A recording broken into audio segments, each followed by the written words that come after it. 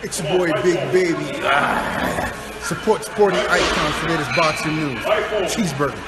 The WBC heavyweight champion, the bronze bomber, Deontay Wilder, has had a quick interview, and during this interview he was asked about who his toughest opponent was, and surprisingly enough he didn't actually mention the name Anthony Joshua in this interview, which is very, very surprising. But anyway, his toughest opponent is not who you might think that it would be. Automatically, you may well think his last fight, in his 40th fight against Luis Ortiz, because Luis Ortiz had him out on his feet at the end of round number 7. And yeah, of course, he did get like a little bit of help from the medical team and the referee. At the beginning of the 8th, they'd give him a bit more time to recuperate. But that's not who he believes is his toughest opponent. And this is what Deontay Wilder had to say. That's easy. I've got to give it to the Frenchman by the name of Johann Duhaupas. He was the toughest. We went, I think, 11 rounds and he was taking everything. I remember in this fight, I was like, damn, this mother beeper taking everything. He's taking all these punches. All right, I'm just going to have to keep on hitting him. You can't stop because they keep taking the punches. If they want to be stupid enough to keep gathering those punches in the face like that, then you're just going to have to give it to them. That was Deontay Wilder's statement. So, for those of you who've seen the fight, you'll know what I'm about to say. And if you haven't seen it, go check it out. It is actually a very good fight. And Johann Duhaupas, he did come into this fight. You could probably argue that maybe he shouldn't have been there because he wasn't even ranked top 10 by the WBC at that point to get a WBC title shot. But of course, this is Deontay Wilder, and he came into this fight with a record of 2 losses. This is Duhaupas, of course. And his 2 losses were against Erkan Tepe, where he lost by unanimous decision, and previous to that he lost to Pianeta, who of course later went on and fought Vladimir Klitschko, but again he lost by points to Pianeta. So he's very, very tough and very durable, and a pretty decent knockout artist, really. Now, in this fight, Deontay Wilder, if you was to watch it live, you'd probably say that Wilder should have dispatched him quite easily, really, because Duhaupas is there to be hit. And during this fight, it was both the guys on the offensive, but you could probably argue more so Johann Duhaupas. So like I said, go watch that fight if you can. I'm sure it's on YouTube somewhere. And he was lacing up Deontay Wilder, and you can see his face. It was swollen. It was battered from pillar to post. And luckily for Wilder, nothing big was coming through. They were just tagging shots that were enough to stun Wilder, if you like. But ultimately, Wilder did get the job done. He did end up stopping him in round number 11. Now, I wouldn't say that Duhaupas was winning this fight at that point. Not at all. It was close. It was contentious. So whoever you guys had winning up to that point is whoever you had winning. But ultimately, it doesn't matter. Wilder got the job done. And this was Deontay Wilder's 35th fight, so it was his second WBC title defense as well. And as I said, Duhaupas, you could probably argue, shouldn't have really been in the ring.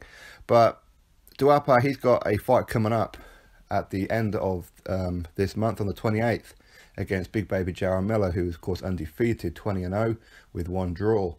And this will be on the Matchroom second show in America on the Danny Jacobs and Solecki undercard. So this will be an interesting fight, and I do favour Jarrell Miller.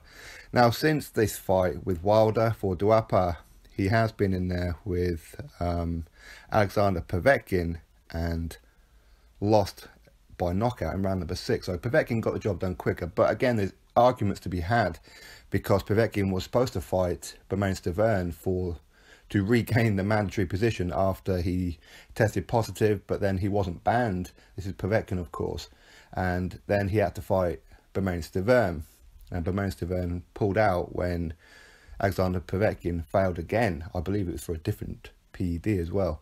So that's why Alexander Povetkin was suspended, and ultimately this is why Bermane Stiverne become the mandatory for doing literally bugger all. He didn't even have a fight, and in this fight, Alexander Povetkin would have walked through Bermane Stiverne. So Povetkin, he threw this title opportunity away. But anyway, Povetkin, he got rid of Duhaupas in 6 rounds. And Duhaupas came into this fight with like 24 hours notice, even if that. They had the weigh-in for Povetkin and Stavern, and ultimately the test results come out that Povetkin failed. Stavern was like, well, you know what, I'm out of here. So he left, and Duhaupas stepped in last minute. Obviously he got offered a lot of money. So Duhaupas is a brave character. Yes, kind of unusual for a Frenchman. But anyway, I'm just being sarcastic. That's the British humour there. So it's a big test for Jarrell Miller. As I said, this would be Jarrell Miller's 22nd fight. And Deontay Wilder took him on in his 35th fight. And as of right now, Johann Duhaupas has a record of 37 wins and 4 losses. 2 of those by knockout. Obviously, one is Povetkin and the other one was Deontay Wilder. So I can certainly see why he chose Duhaupas as his toughest opponent. Now, you could probably argue that maybe he may have said Luis Ortiz because of what happened in round number 7 and the fact that he was way behind on the scorecards. Although officially he wasn't. The judges were giving it to Wilder somehow. But anyway, it didn't matter. Ultimately, Wilder got the job done in the end. So, again, you could probably say, well, maybe it was Harold Scognez. This was Deontay Wilder's 13th fight. And Harold Scognez hit and buzzed Deontay Wilder and ultimately dropped him. So, for those who believe that Deontay Wilder's never been hit on the floor, or he has. This was in his 13th fight against Harold Scognez. Now he did get up. He survived it, if you like. Again, luckily for him, much like Luis Ortiz, the bell was pretty soon after. But, of course, the next round he come out and annihilated Harold Scognez.